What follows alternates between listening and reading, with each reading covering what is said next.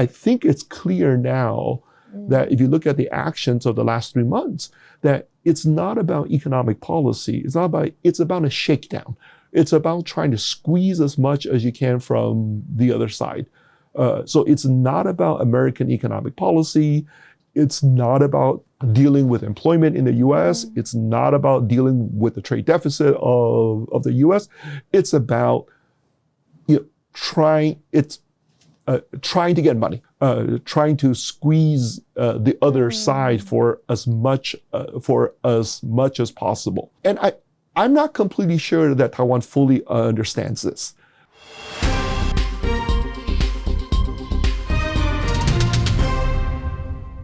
观众朋友您好，欢迎收看《工商时报财经相对论》，我是节目主持人朱楚文。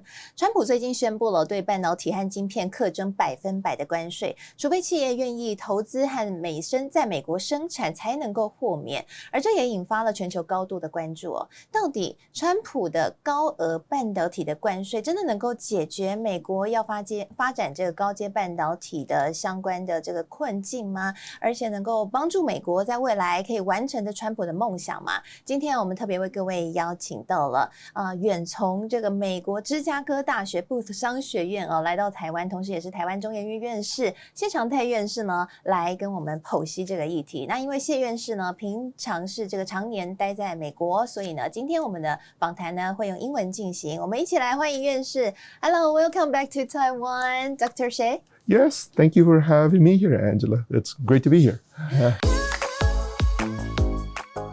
We know that you've been living and teaching in the U.S. for many years. And the first question is, I'm curious that what went through your mind when you first time heard about Trump's tariff policy? Surprise or?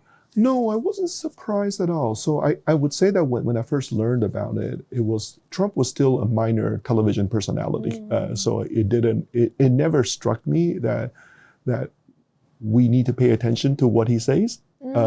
Then he became the president, and he made it very clear in his first presidential campaign that this was an important part of what he was going to do. So this was in 2015 and 2016. And if you remember, one of his most important economic policy was a tariff war with China in 2018 and 2019 that raised tariffs to what at that time was unprecedented of 25%. Now it seems almost, it seems like it's almost like, but you have to understand sort of the underlying context, which was that this came at the end of a 50, 60-year-old period when the world was in this, had been in this long-standing process of integrating, of trading and investing more in each other, and tariffs had gradually gone down. And so the 2018 and 2019 tariff war was a very big change. Was a very big change. So, and then I would say that if you had followed the presidential campaign from last year, it was absolutely clear. Like he said it constantly. He talked about it constantly. So it should be no surprise of that one of the things that he did was to raise tariffs. I would say there were two things that were a very big surprise. So it's not so much the tariff, but it's what the tariffs were used for. Used for. So normally, and this is the language that I see in the discussion, that a tariff are about economic policy, right? Yeah. Are about trying to accomplish economic goals. The thing that has become clear is that it is not about economic policy.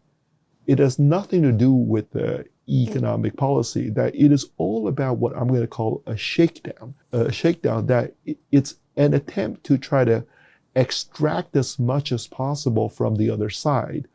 Maybe the best example of this is the news that came through a few days ago when this unprecedented, so this is the news about NVIDIA.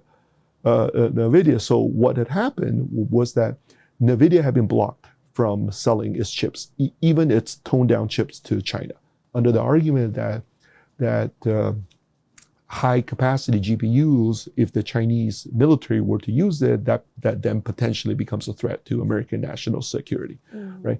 Obviously, NVIDIA was not happy with this, right? Was not happy with this because they don't care about American national security. They just care about their profits. Yes. I mean, fine, we can debate that, but as a company, it makes sense that they would only care about their profits.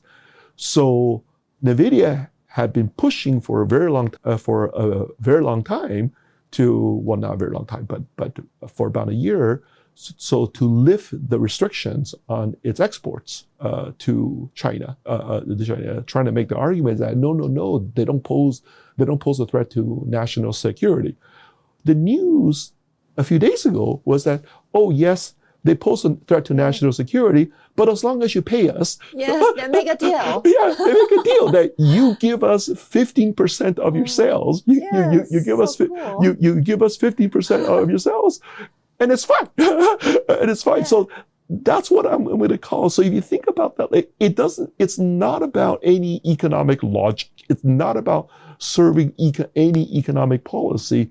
It is what we call a shakedown. It's a kind of thing, maybe the way to think about it is that it's something straight out of a mafia movie, which is that I have power over you and I'm going to get everything I can from you. I'm going to get everything I can from you. So it's a shakedown. So it's exactly what happens in these old, and this is, I think it's clear now that if you look at the actions of the last 3 months, that it's not about economic policy. It's about a shakedown. It's about trying to squeeze as much as you can from the other side. So it's not about American economic policy. It's not about dealing with employment in the U.S. It's not about dealing with the trade deficit of the U.S. It's about trying to get money, right? Trying to squeeze the other side for as much as possible, and I'm not completely sure that Taiwan fully understands this. And speaking of tariff, we know that Trump has also said raising tariff and pushing other countries to buy and invest more in the U.S. can help reduce America's national deficits. So do you believe it? And do you think that it will work? Let me give you so let's talk about a specific example, which was the deal that the U.S. reached with Japan and Korea. So if you look at the details of the deal, which was the tariff was set at 15%, and on top of that, there was a $500 billion investment pledge, right? And President Trump came up and they said, let me be clear about what that $500 billion is, right? It's $500 billion that belongs to the United States. It's not really about an investment pledge. It's about, I'll agree to this, and as long as you also give me $500 billion. So it's not about, again, so I'll say that it seems clear now that it's not at all about dealing with the deficit. It's not about dealing with employment.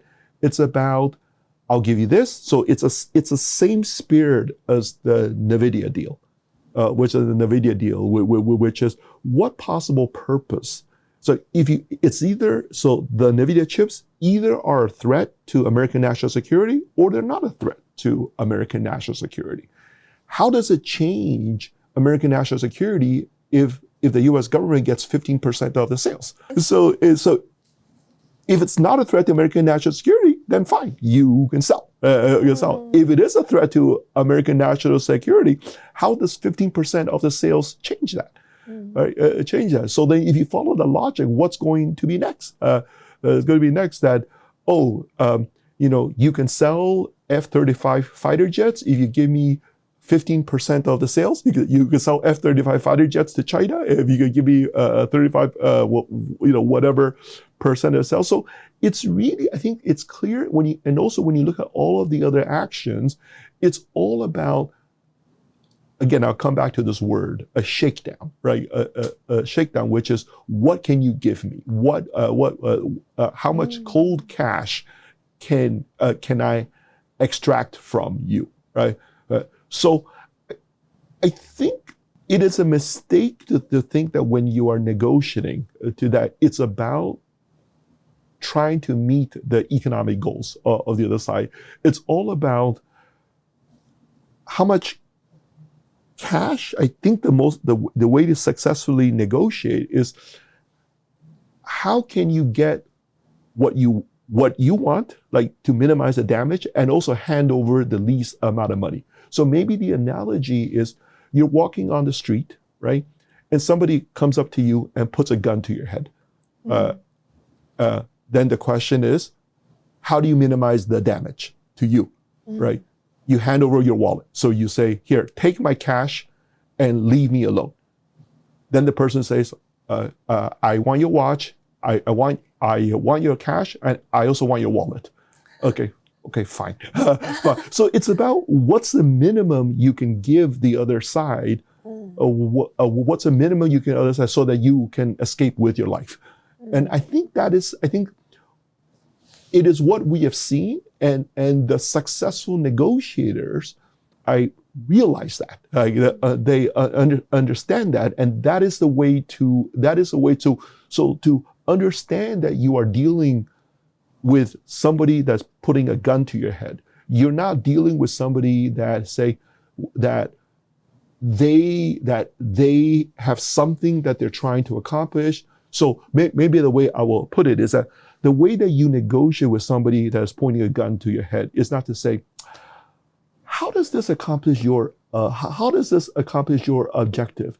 Your mother would not be happy to see that you are pointing a gun to my head. That's not what you do. So you have to understand who you're dealing with. You have to understand what you're dealing with. And I would say that has been the main surprise or the main change in the second Trump administration relative to the first Trump administration. Because in the first Trump administration, he didn't do that. In the second Trump administration, it seems clear from everything that he has done that, so it's not just in terms of trade, what he's doing with the universities, what he's doing with the law firms, what he's doing, so the way that he's conducting policy in every single realm, that is the kind of regime that we are dealing with.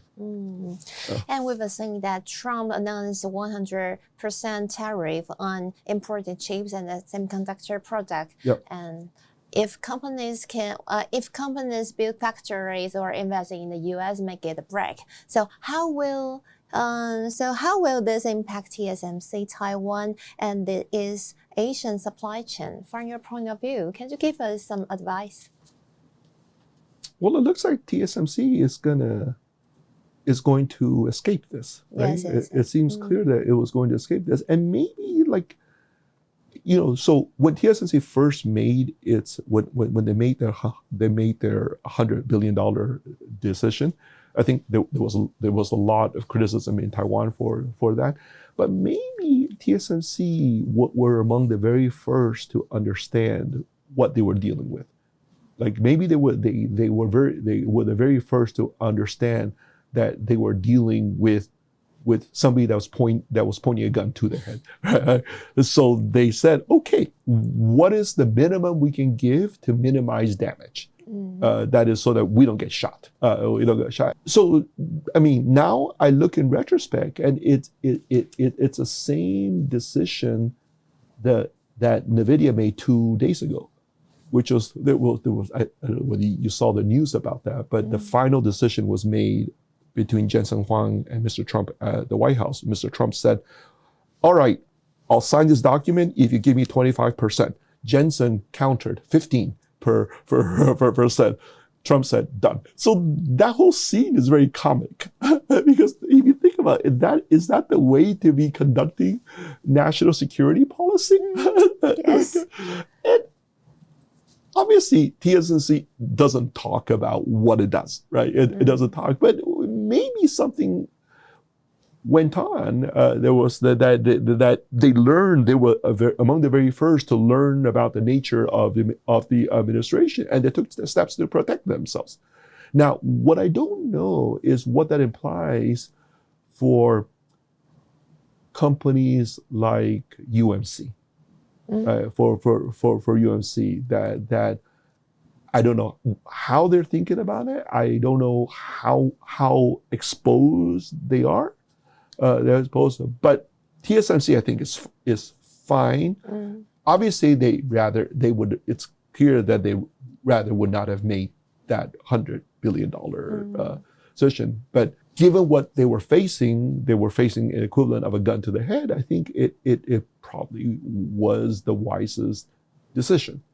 So what challenges and opportunities do you see for us? Are there any opportunities for us or only challenges? I think that right now Taiwan is really in a precarious situation. So there are a couple of ways in which you can think about this, right? So one way to think about it is, so if you say, suppose that Taiwan has the same deal that Korea and Japan has, which is 15% plus a contribution of $500 billion. Okay? Taiwan has 20%. It seems to me that if that was the deal, then the 20% is better, much better. It's much better than the 15% plus $500 billion, which is a lot of money, right? The problem is that I suspect that 20% is not an equilibrium.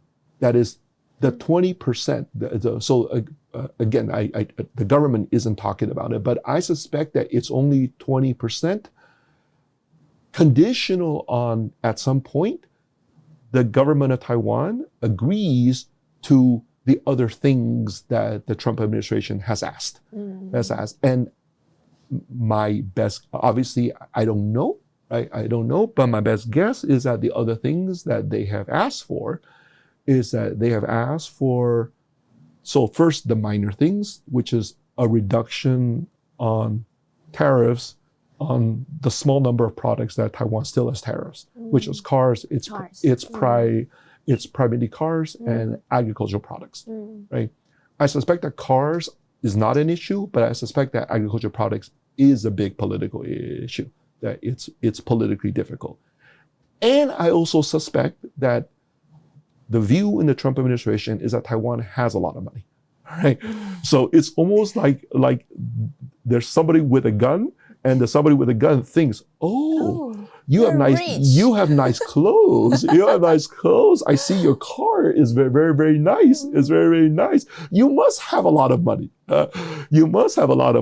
So I suspect that they have also asked an equivalent number, $400 billion, $500 billion.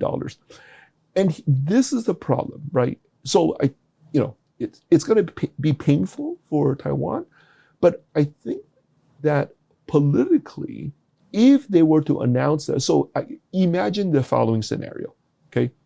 The government of Taiwan say, we have an agreement, 15%, we lower our tariffs to zero, and we've agreed to set up a $500 billion investment fund, okay?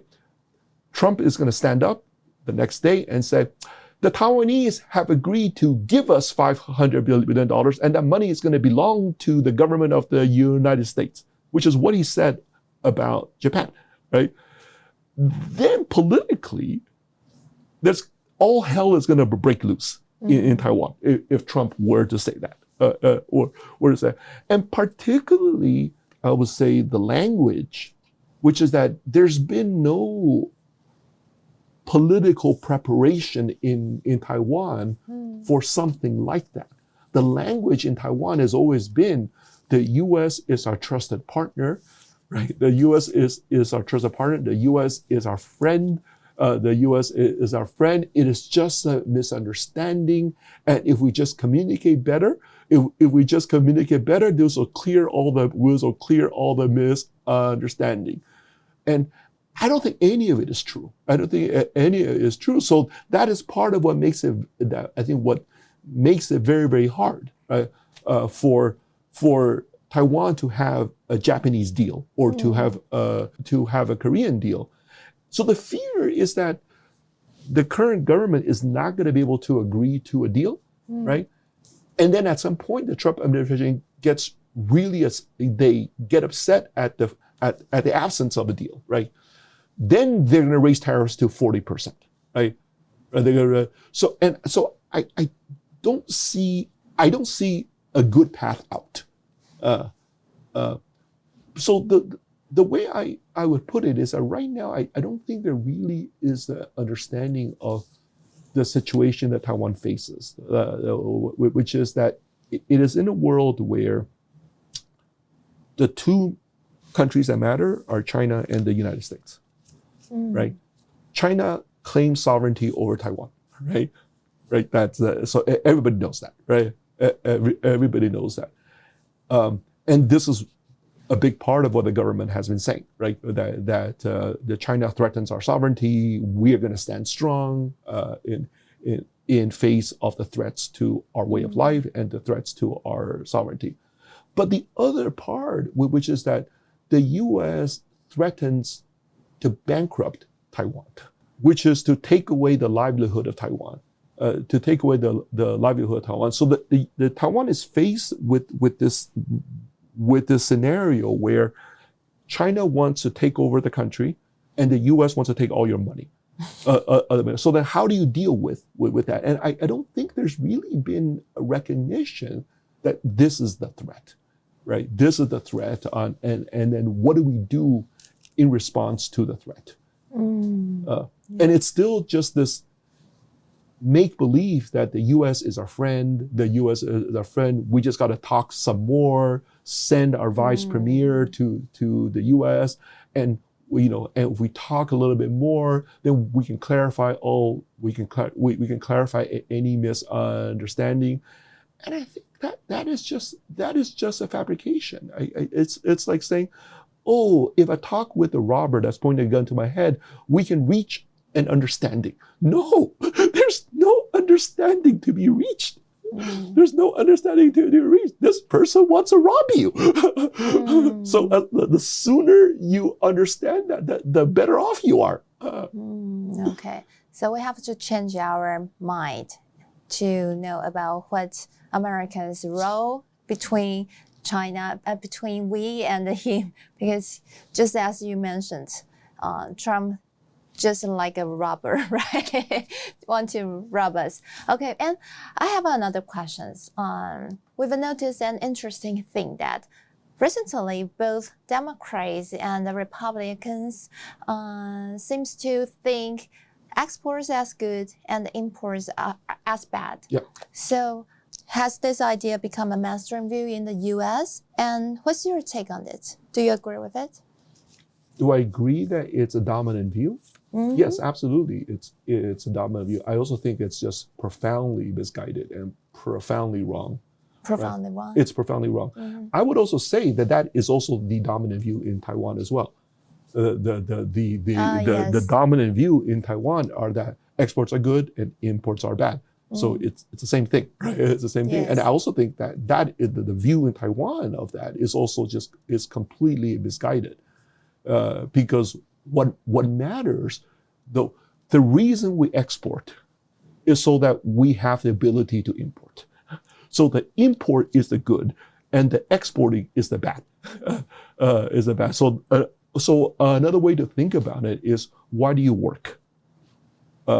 You work.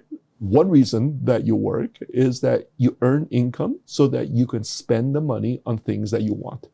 So is the spending good or bad? It's the spending which is what you want to do, right? It's the spending is what you want to do. So I think that notion leads to a lot of very bad policy, right? To very bad policy. And the way to think about it politically is that it's about thinking about the interest of companies rather than the interest of people. So the companies don't care about people; they care about their profits. Jensen cares about the only thing that he cares about are the profits of his company. He doesn't care about anything else. That's okay. That's just. He's a CEO, so his duty, his job, is to maximize the profits of his company, and everything else that he says, it's not real, right? It's all about how do I get the most money for my company, right? So that's really a good point. And if we look at U.S. manufacturing job, they used to be 39% of employment, but now that's just about 8%. Yep. Besides globalization and China's rise, what else has caused this big drop? I think it's exactly the same forces that they're. I think it's just an inevitable part of technological improvement. That it's exactly the same thing that in which you think about the U.S. 100 years ago, or if you think about Taiwan 50 years ago, 80% of people worked as farmers, right? Why has farming dropped? And it's exactly the same force. It's exactly the same force. So manufacturing was the dominant sector, and then other sectors became more important. They had better technologies. They had better jobs. People liked to work in these things better. And this is part of what makes a country rich, that you go out of sectors in decline and you go into sectors that are the sectors of the future, the sectors that rise. Now, they are people and their companies that lose from this process, right? That lose from, and then the question is, what do we do about the losers, right? What do you do about the losers? And that is a really important question to deal with. But at the same time, you have to ask yourself the question of, okay, what would the U.S. be if the U.S. had stopped people from leaving the farms? Or the Taiwan equivalent would be, what would have happened if we stopped the Taiwanese people from leaving the farms? If Taiwan was still 80% agriculture, right? And I think the answer is clear. It's clear that both economies would be much poorer. Would be much poorer, although maybe specific farmers would be better off. So it's really that question, right?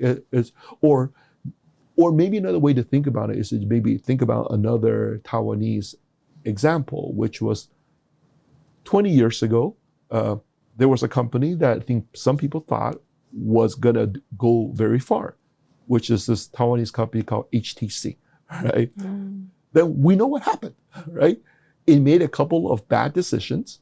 So the owners of HTC lost, right, as a result of that process, right? And all the workers of HTC and all the resources, they went and did something else, right? They went to do something else. And that made the Taiwanese economy stronger.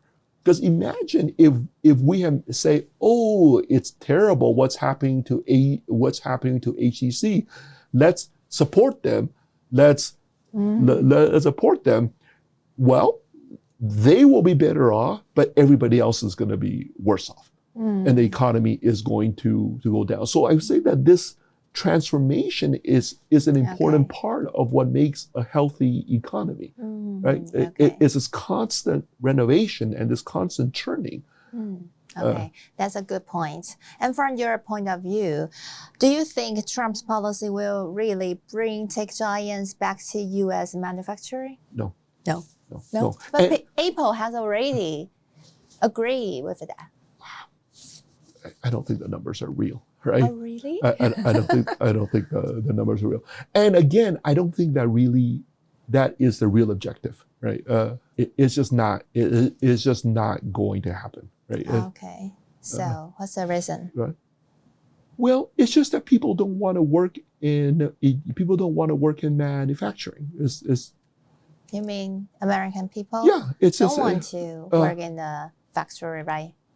it's just they're not good jobs. The pay is much higher doing other things.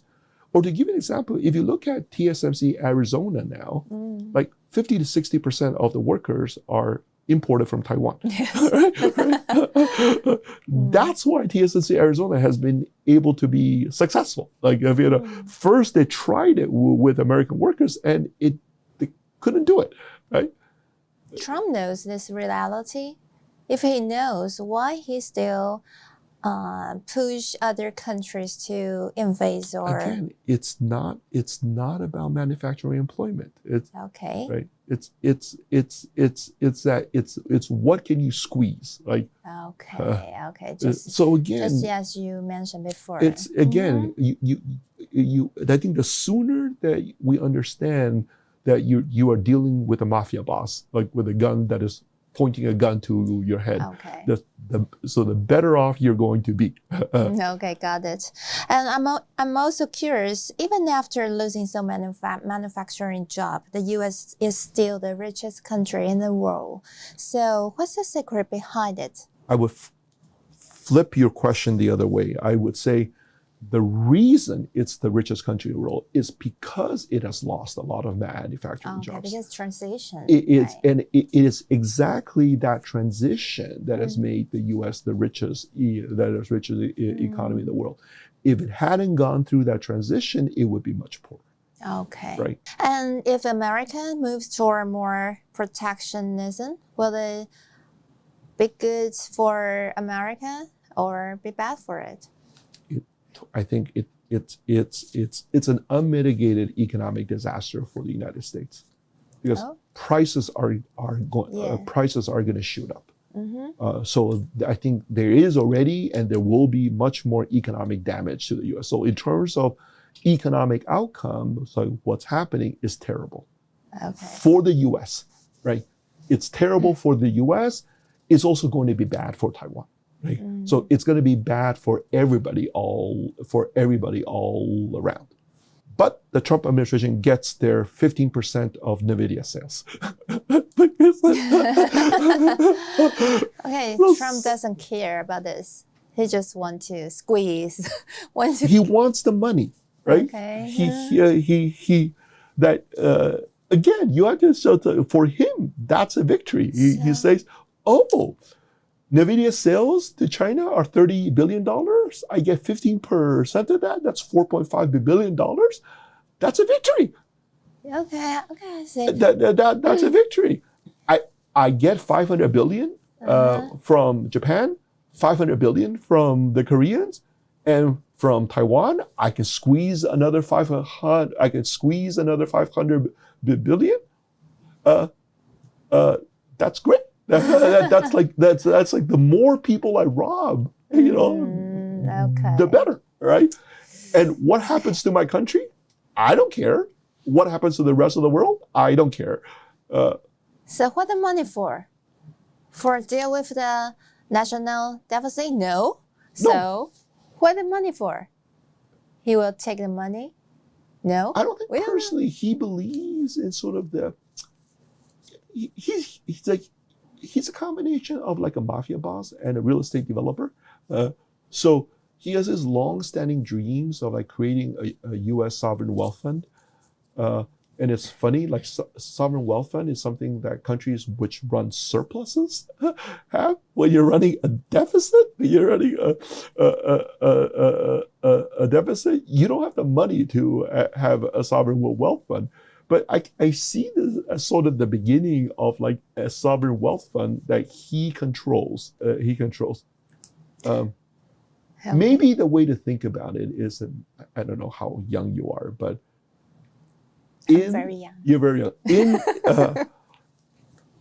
There was this body in Taiwan called the China Development Corporation, right? It was essentially the money arm of the KMT. Right, so it was one of the main financial bodies, and it was essentially all the money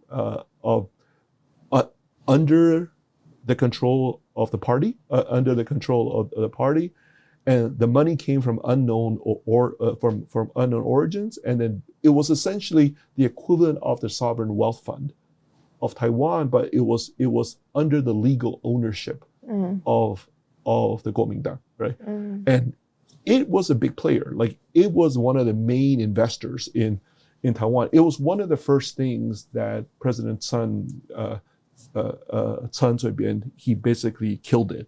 He basically took out all the assets, saying that all these assets were stolen.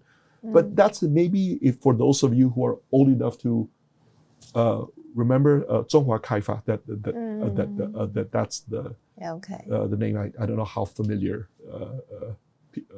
or how much history one needs to know about Taiwan.